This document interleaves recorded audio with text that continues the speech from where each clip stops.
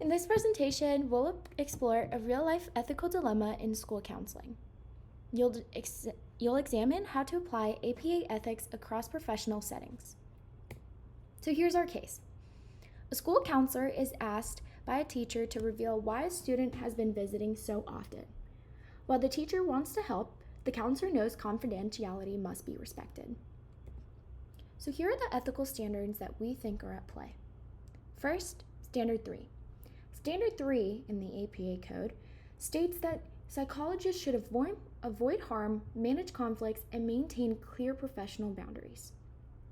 The counselor must balance the teacher's requests with the student's well-being, avoiding any action that could harm trust or autonomy of the student. Next, we have Standard 4. Standard 4 states that psychologists should take reasonable precautions to protect confidential information, disclosing it only with proper consent or when legally required. The counselor is ethically obligated to protect what the student shares unless there is a clear and immediate safety concern.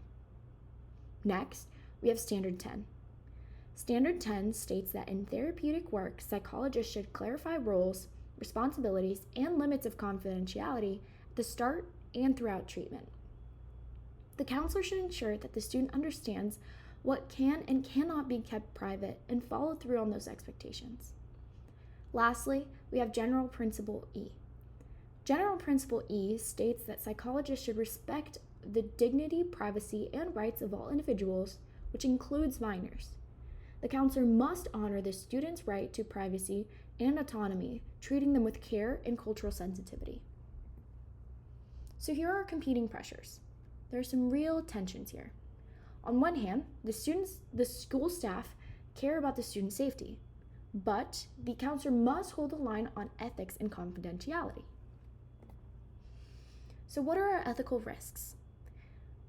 In this scenario, acting too quickly can break trust in ethical rules.